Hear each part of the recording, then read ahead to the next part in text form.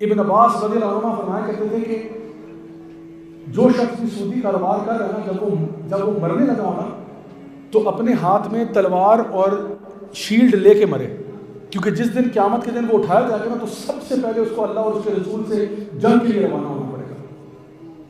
تو جو بھی سود کر رہا ہے وہ سب سے پہلے اپنے ساتھ تلوار لے کے مرے۔ کہتے ہیں دیکھیں دو لوگ اگر اپنے آپس میں معاہدے کے ساتھ سودی کاروبار کر رہے ہیں، سودی لین دین کر رہے ہیں، تو مولانا صاحب آپ کو کیا تکلیف ہو رہی ہے؟ آپ کو کیا مسئلہ ہو رہا ہے؟ وہ سود لے رہے ہیں مرضی سے کر رہے ہیں، اپنی مرضی سے کر رہے ہیں نا، تو تمہیں کیا تکلیف ہے مولانا صاحب؟ تمہیں کیا تکلیف ہے؟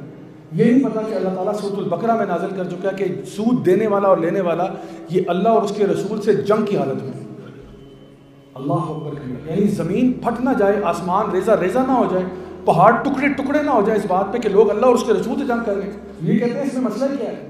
کیا مسئلہ ہے؟ دو لوگ رضامند ہیں تو آپ کو کیا تکلیف ہو رہی ہے؟ اور اسی طرح درجنوں مثالیں دی جا سکتی ہیں جہاں پہ دو لوگ اگر آپس میں راضی ہو گئے ہیں تو پھر مولانا صاحب آپ کی کوئی ضرورت نہیں، دین اسلام کو بیچ میں نہ لائیں۔ اور یہ جملہ بہت ظالم جملہ ہے۔ کیا جملہ؟ کہ دیکھیں اسلام کو سائڈ پہ کریں ویسے بات کرتے ہیں، یہ پیور لبرل جملہ ہے 100%۔ جس انسان کے منہ سے یہ جملہ نکلے نہ سمجھ جائے لبرل ہے، جو کہتا ہے اسلام کو تو سائڈ پر رکھیں یار آپ ویسے بات کریں۔ ویسے کیوں میں بات کروں؟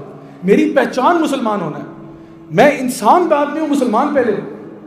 اللہ سبحانہ وتعالیٰ فرماتے ہیں قرآن مجید میں یا ایھا الناس انتم الفقراء الی اللہ، اے انسانوں تم سارے اللہ کے آگے فقیر ہو، تم اللہ کے آگے منگتے ہو۔ اور علماء نے اس کی تفسیر میں بیان کیا کہ یہ یہاں کہا گیا یا ایھا الناس، اے انسانوں، اے مسلمانوں نہیں، اے انسانوں انتم الفقراء الی اللہ، تم اللہ کے آگے فقیر ہو۔ تو وہ فرماتے ہیں کہ جو بندہ اپنے آپ کو اللہ کے آگے فقیر نہیں سمجھتا وہ انسان نہیں ہے، جو اپنے آپ کو اللہ کے آگے فقیر نہیں سمجھتا۔ مجھے بتائیے اگر اللہ تعالیٰ ہمیں دینا چاہے تو کون ہے جو اللہ تعالیٰ کو روک سکتا ہے؟ اگر اللہ تعالیٰ ہم سے کوئی چیز روک لے تو کون ہے جو اللہ سے چھین سکتا ہے؟ اللہ تعالیٰ نے جس کی موت لکھی ہو کون ہے جو اس موت کو ہٹا سکتا ہے؟ اللہ نے کسی کی زندگی لکھی ہو کون ہے جو اس کو موت دے سکتا ہے؟ ان اللہ علی کل شیء قدیر۔ کیا ہم لوگوں نے اللہ کو پہچانا نہیں؟ کیا ہم نے اللہ تعالیٰ کو ماننے سے انکار کر دیا؟ ایک طرف کہتے ہیں ہاں جی ہم اللہ کو مانتے ہیں، ہم جو عاشق رسول ہیں، ہم یہ نعرے بازی میں سب سے آگے، لیکن جب عمل کی بات آتی ہے تو اللہ کی نافرمانیاں، اللہ کے نبی کی نافرمانیاں۔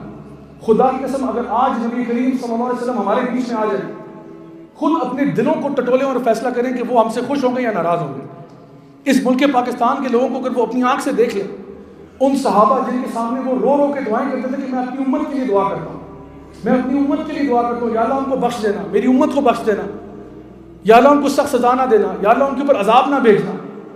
وہ اگر پیارے نبی آج ہماری حالت کو دیکھ لیں کہ یہ وہ امت ہے جن کے لیے میں راتوں کو رو رو کے تہجد میں دعائیں کرتا تھا کہ یا اللہ ان کو بخش دینا، یہ وہ لوگ ہیں جو کہ بالکل لبرل فلسفے کے اندر بالکل لپیٹ لیے انہوں نے اپنا۔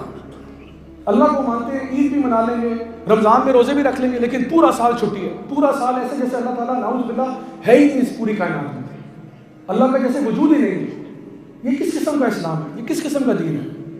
میرے بھائیو یہ وقت آ چکا ہے کہ ہم لوگ اپنے بچوں کو سب سے پہلے اپنے بچوں سے شروع کریں، ان کو دین کی تعلیم دیں۔ جہاں پہ بھی دین کی تعلیم ہوتی ہو، قرآن کا درس ہوتا ہو، حدیث کا درس ہوتا ہو، اللہ تعالیٰ کی معرفت کی باتیں ہوتی ہوں کہ اللہ تعالیٰ کون ہے، اللہ کے اسماء و صفات کیا ہیں، اس کے اوپر اپنے بچوں کو لے کر آنا ہے، ان کو اسلامی تاریخ سے واقف کرنا ہے۔ نبی کریم صلی اللہ علیہ وسلم کی سیرت کیا تھی، صحابہ کی سیرت کیا تھی، ان کا طرز زندگی کیا تھا، ان لوگوں نے کیوں اپنی جانوں کے نذرانے پیش کر دیے اپنے اس دین کے لیے، وہ کیا وجہ تھی؟ یہ سبق ہم نے اپنے بچوں کو پھر سے پڑھانا ہوگا۔